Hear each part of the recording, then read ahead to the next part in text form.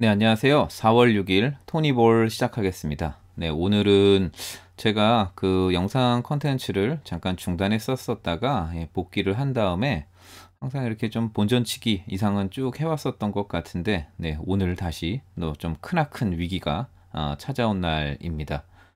제가 어저께 조금은 좀 자신이 없다고 그 승부를 좀 피했었던 뉴욕과 미네소타, 디트로이트 이런 것들은 다 적중을 했고, 안정적인 경기를 고른다고 골랐던 뭐 유타라든지 네, 샌안토니오, 네, 피닉스 마헨 뭐 이런 경기들은 네, 다 적중이 되지 않은 올광난 되게 씁쓸한 날이었습니다. 네, 뭐 이 자리를 빌어서 좀 저도 좀 죄송하다는 말씀을 드리고 싶고, 네, 토니볼 역시 마음이 좀 무겁습니다. 네, 그래서 오늘 경기는 빨리 잊고, 네, 내일 경기 들어가 보도록 하겠습니다. 우선 내일 첫 번째 경기는요, 네, 4월 7일 인디애나와 시카고 경기로 시작을 합니다. 토니볼 들으시는 분들은 아시겠지만 둘 다 그 나쁜 시키들이죠. 네, 나쁜 시키 대전인데 우선 토니볼에서는 네, 시카고 쪽으로 조금 1점 정도 조금 좀 우세가 나왔고요. 그리고 시카고 쪽이 플러스 1.5 핸디를 받았습니다.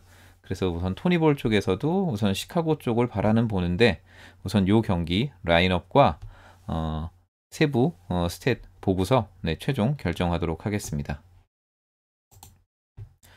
네, 라인업은 시카고는 지금 지난 경기에서 쏠쏠한 활약을 해줬던 다니엘 타이스 선수, 보스턴에서 트레이드돼서 온 다니엘 타이스 선수가 개인 사정으로 아웃이 됐고요. 그리고 코비 화이트 선수도 네, 우선 GTD 상태입니다. 그런데 이제 요 라인업의 현황은 인디애나가 더 빨간불입니다. 브록던도 GTD고요. 그리고 사보니스도 GTD입니다. 네, 근데 둘 다 거의 퀘스천어블 반반 50% 확률 GTD이기 때문에 이 경기는 어떻게 될지 이 라인업에서 불안한 부분은 인디애나 쪽인 것 같고요. 최근 그 홈과 원정 경기를 보면은 이상하게도 인디애나가 홈 경기력이 안 좋아요. 네, 원정 경기력이 오히려 더 좋으면 좋았지. 네, 홈 경기력이 더 좋지를 않습니다. 네, 그런데 뭐 두 팀 다 뭐 승리할 수 있는 경기력은 아니다라고 나오고요. 그리고 인디애나 야투율이 68%, 자유투율이 68% 수준이네요. 그래서 뭐 EFF는 시카고가 조금 더 우세한데 두 팀 다 승리할 수 있는 경기력은 아니다라고 나오고요. 맞대결을 펼쳤을 때는요, 네, 인디애나 쪽이 좀 더 좋습니다. 네, 조금이 아니라 좀 많이 좋은 것 같습니다. 인디애나 쪽이. 그리고 마지막으로 홈과 원정이 구분된 요 경기력을 보면은 둘 다 승리할 순 없다라고 나오는데, 네. 시카고가 조금 더, 시카고가 아니라 인디애나가 뭐 EFF 마진이라든지 이런 부분들이 조금 더 좋습니다. 근데 이거 어떻게 시카고 사이드가 나왔는지, 네, 저도, 이 부분은 조금은 좀 애매합니다. 어떻게 시카고가 1점이 더 높은 점수가 나왔는지 조금 의문이긴 한데, 그래도 뭐 라인업이라든지 이런 부분에서는 시카고가 조금 더, 현재까지는 네, 우세한 그런 느낌이기 때문에 네, 이 부분은 시카고에 좀 자신 없는 선별, 좀 불안 요소가 있는 시카고 승 사이드로 네, 이렇게 선별을 하도록 하겠습니다. 두 번째 경기인 아틀란타와 뉴올리언스 경기인데요. 뭐 요 경기 얼마 전에도 그 잇몸 대전을 한번 치렀었었죠. 네, 뉴올리언스랑 아틀란타. 근데 그때 아마 애틀란타가 네, 이겼던 걸로 기억을 합니다. 그리고 이상하게도 점수 차이가 좀 크게 났습니다. 지금 그런데 네, 뉴올리언스가 네, 최근에 원정 경기의 일정은 좀 좋지는 않았습니다. 네, 훨씬 힘든 일정을 보냈었고요. 그랬는데 이제 TBS 마진 차이는 10점 정도 차이가 나고 네, 핸디값은 마이너스 4.5를 받았습니다. 우선 토니볼에서는 이 경기는 애틀란타 사이드로 보이는데요. 라인업을 보면은 지금 잉그램이랑 자이언 윌리엄스 선수가 계속 못 나오고 있죠. 네, 자이언은 손가락 부상이고 스티브 아담스는 내일 좀 돌아올 가능성이 높은 걸로 이렇게 보이네요. 그리고 조시 하트는 아웃됐고요.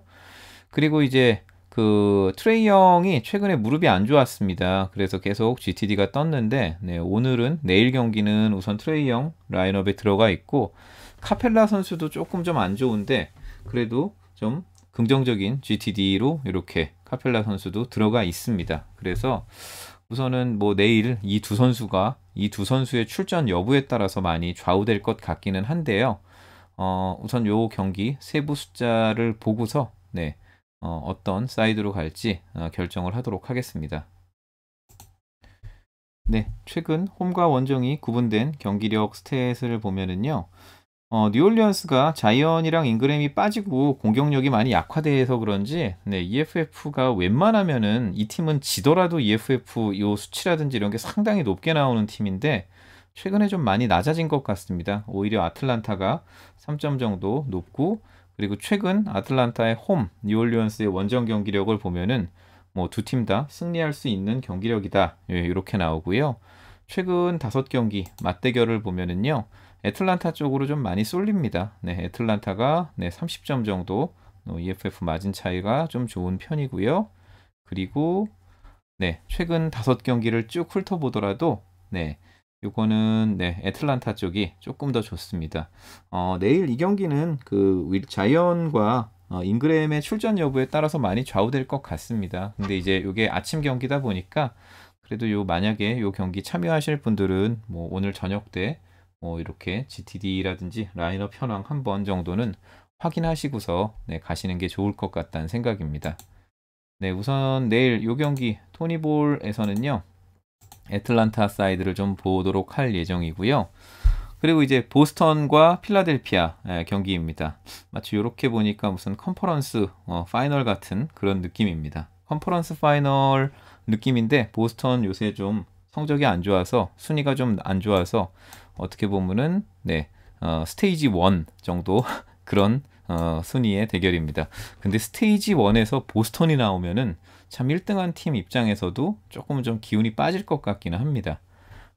최근에 두 팀이 걸어온 길은 필라델피아가 조금 더 힘든 경기를 치렀었던 것 같고요. 그리고 이상하게도 보스턴이 9.5, 필라델피아가 7.5로 2점 정도 보스턴이 앞섭니다.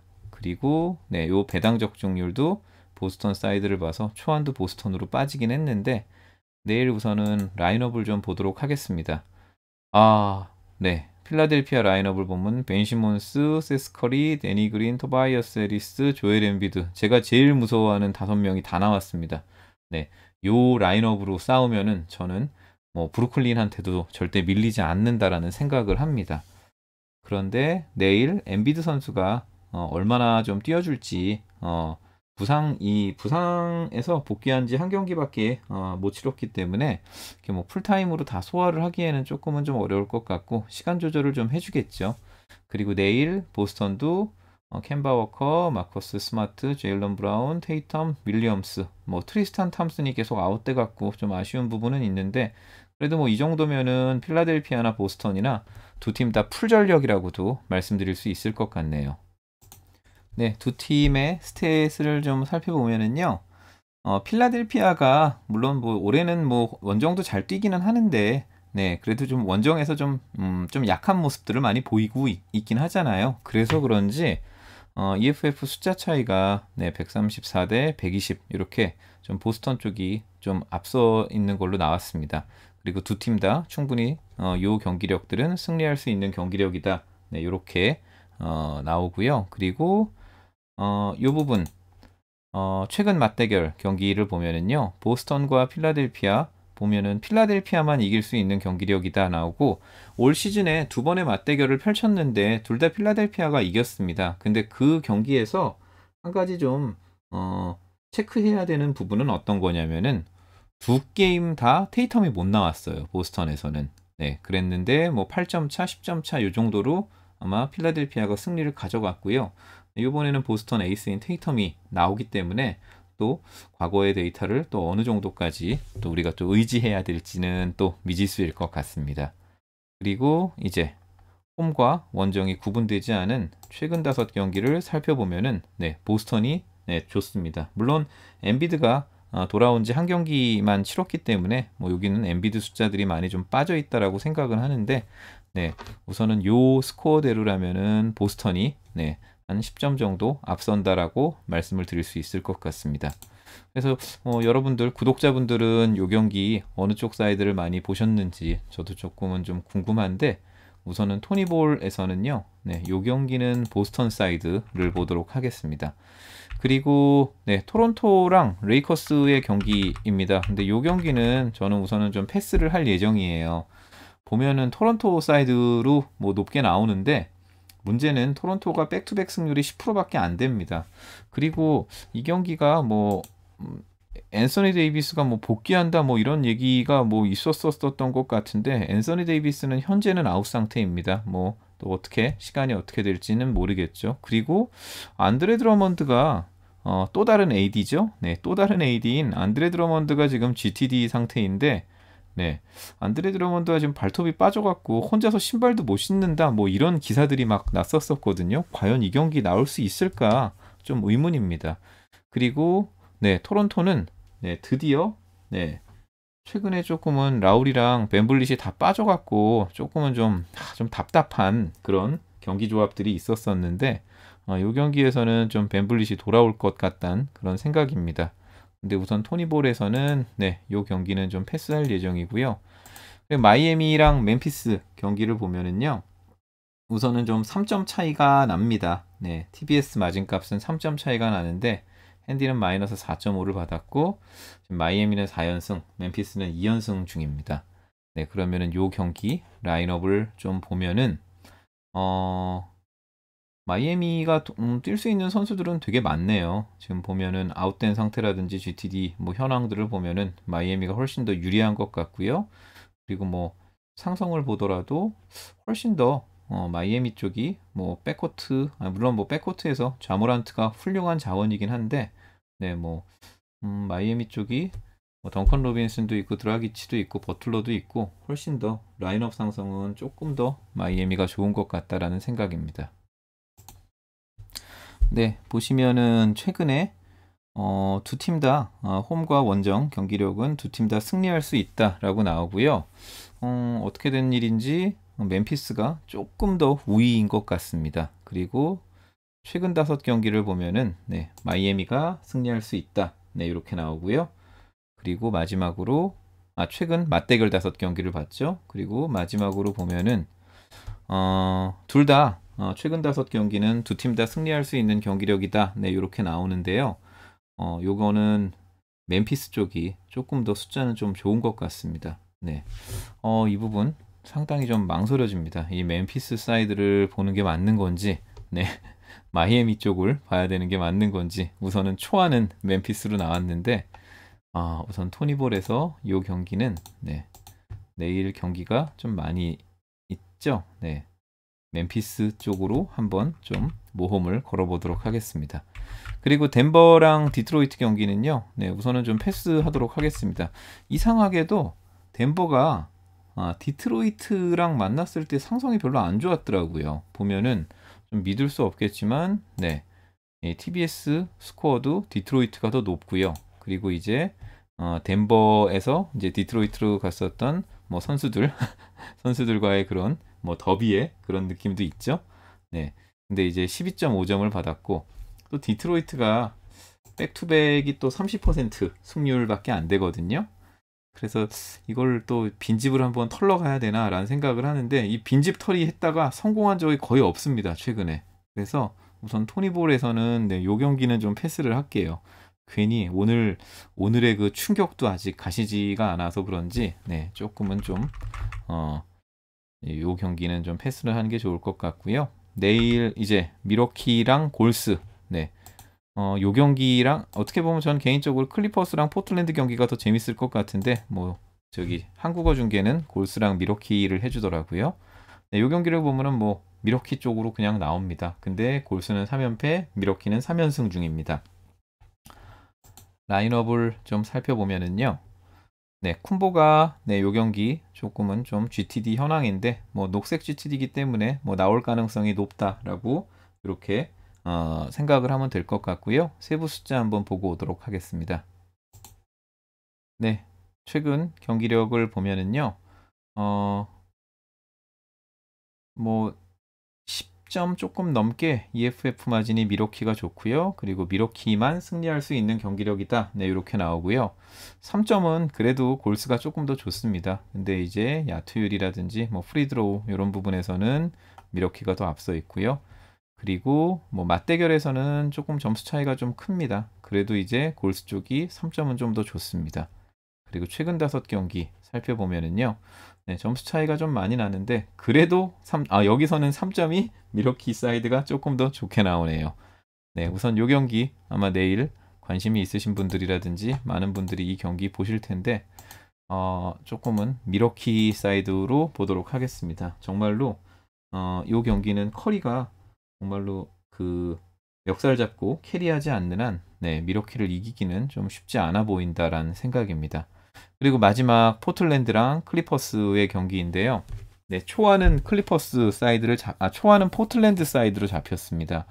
그런데 최근에 이 팀이 걸어온 길을 보면은 포틀랜드는 원정에서 약간 좀 꿀 빠는 경기들이 좀 많았어요. 근데 클리퍼스는 홈에서 네, 탑시드랑 3번 싸우고 플레이오프권이랑 4번 싸웠거든요.